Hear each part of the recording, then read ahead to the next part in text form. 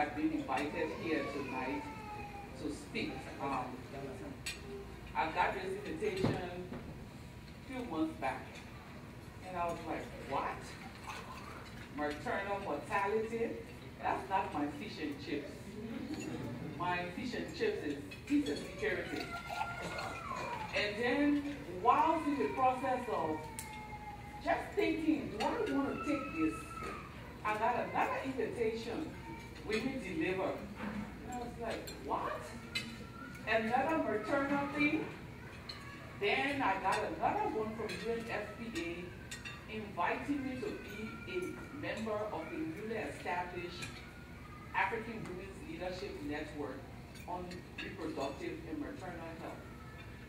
Then I asked those who were inviting me from UNFPA, is it that my maternal health record is poor or my reproductive record is poor with 6 children and that I don't know family planning that you are inviting me to be a part of this thing? And they all laughed and said, but then I went and, as I always do with what I do, I started researching what is the correlations between maternal health, reproductive health, and peace and security. And as I researched, I was really taken aback by some of the statistics that I saw. In those countries that have gone through war, you will find that their maternal mortality rate is higher than countries that have not been in war. I'll give you the 2005 statistics of some countries in sub-Saharan Africa. In 2005, Sierra Leone, that had been through war, had a maternal mortality rate of 2,100 per every 100,000 live births. Rwanda had 1,300 per every 100,000. Liberia, 1,200. Burundi, 1,100. DR Congo, 1,100. Ireland has 1 per every 100,000. And then I said, okay, let me check those countries that are in peace, but with areas of conflict. And I went to Ghana, where I live, 590 per every 100,000. That's the total average of the Republic of Ghana. In northern Ghana, where there is conflict now, is 700 per every 100,000. Then I realized that this is an issue for us to talk about. 2010, July 26th, I go back to Liberia and to spend the 26th and do other work. Tuesday 27th, pick up the newspaper, and here is a story of a young woman who gave birth. On 26th day, as we call it, had fufu after her baby, 7-pound boy. Laughed and joked with her family. All of a sudden, she started bleeding. In 2 hours, she was dead. Sit to talk with the Minister of Gender, who had just come back from her council tour.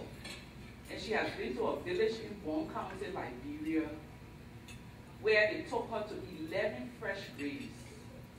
Young women who had given birth between June and July, and they lost their lives.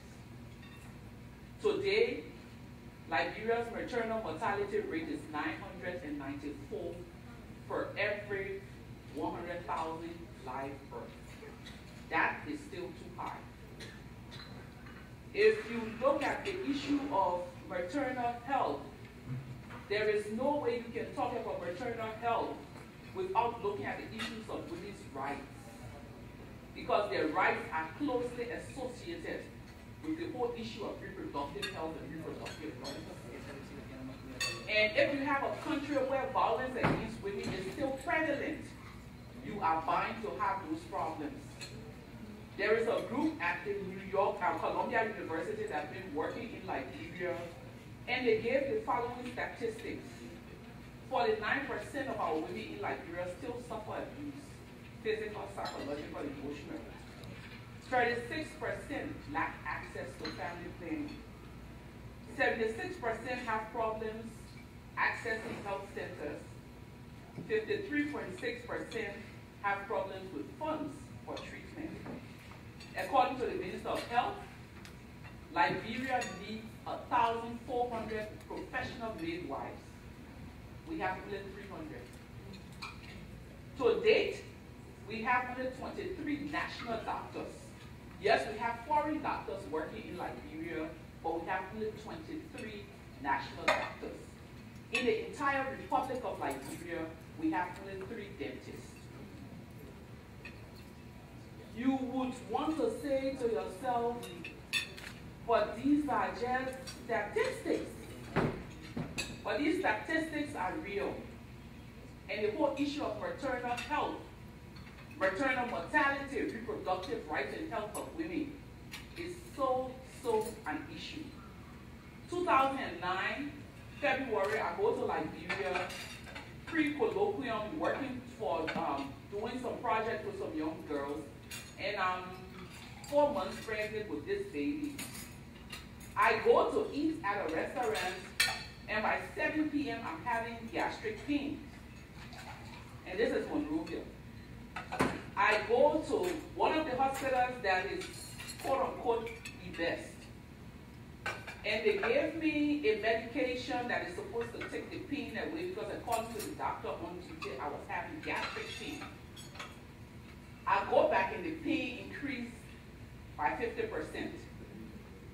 Then I go to another one of the best hospitals, and the guy there tried to give me a drip and puncture one of my veins, so you have blood all over the place. And by that time, I'm hysterical and screaming, I'm going to die, I'm going to die, I'm going to die. And then they gave me an injection and told me, go home and rest. By the time I got back to my hotel, I started having contraction, and I was pushing. So I called Joel Jones, who is a doctor and is a good friend of mine. I said, Dr. Jones, something is happening. I'm pushing, I'm having contraction. I'm between 4 and 5 months pregnant. It shouldn't be. I've been healthy. I came from Ghana feeling this very good. My doctor gave me clearance to travel. And Dr. Jones said to me, wow, let me come over. He came, checked me, and said there's something not right. But the pain was so intense, I said, let me call my doctor in Accra. So I called my doctor, he's on the phone with me and Dr. Jones and said, describe what is happening to her. And they're describing, he's describing what is happening to me. He said, oh my God, I know what is happening. Okay, take this drug name down, buy it, give this injection immediately. And he said, I'm sorry, sir, we don't have that injection in this country. And then he said, can you find the tabs to that injection? And we called around, and they found 6 of those tablets for $80 United States. The average Liberian woman could not have afforded that.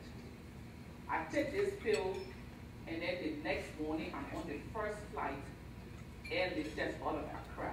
Out of Liberia. Get to Accra, I'm admitted, and my doctor said we're having, you have fiber, you have degenerating fiber, and because the fiber is losing blood, it's pushing the baby out. So there's a conflict. And the injection I was giving revived the fiber to push the baby out. I'm sharing this to tell you that even where you have the cash, there is no quality health care.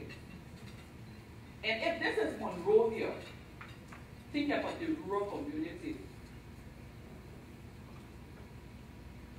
This venture, the Gbomai Bestman Foundation, is something that after I figured out what maternal, the correlations between maternal mortality and my work, peace and security, I told myself I would come at my own cost and I would support this venture.